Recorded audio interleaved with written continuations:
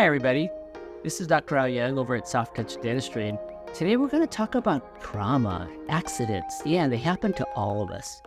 Even my kids alone, when they're running around, playing around, they do things, and probably not the wisest things, but that's being a kid.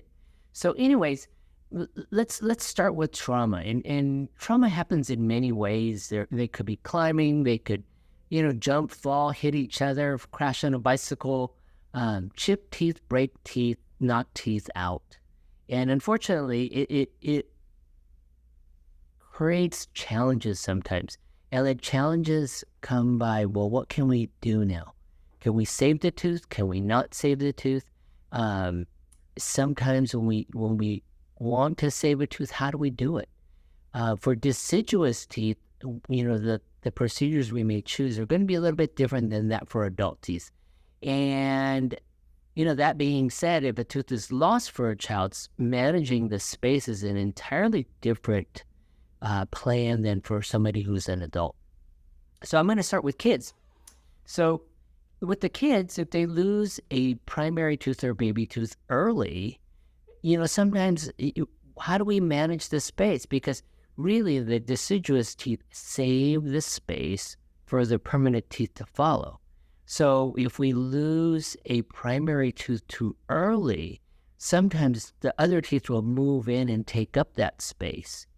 And then the permanent teeth have no place to go. So planning, working with a board-certified orthodontist sometimes is necessary. But managing those spaces to preserve the space for the permanent teeth to follow is really what we need to do in those scenarios. Now, for adults, a little bit different.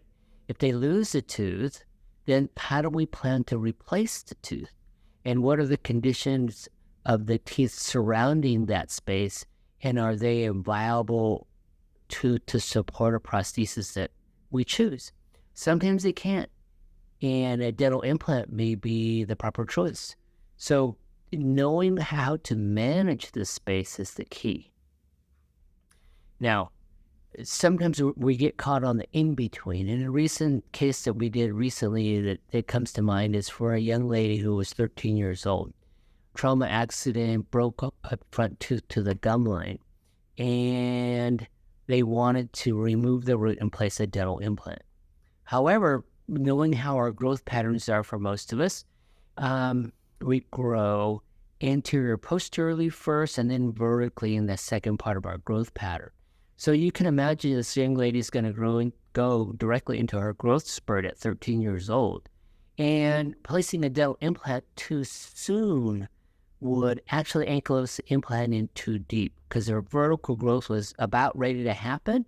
And if they place the implant early, like they were thinking of doing, then the implant will be set too deep and the rest of her dentition would have migrated vertically down and the restoration would be too long. So in that scenario, we decided, no, it's not the right time for an implant. A root canal was performed. We were able to save the root and create a transitional restoration for this young lady so we can get her through her growth phase. Right now, she's wearing a gorgeous porcelain crown there. So hopefully we get her all the way through her growth phase and probably part of her young adulthood. And then we choose and pick when we want to do the dental implant. So managing space is critical, and knowing time, age, and how we grow critical. So having a good general dentist on your side in a case like that is priceless. So if your kids do something like that, or even an adult does something like that, please call SoftTouch Dentistry. Thanks.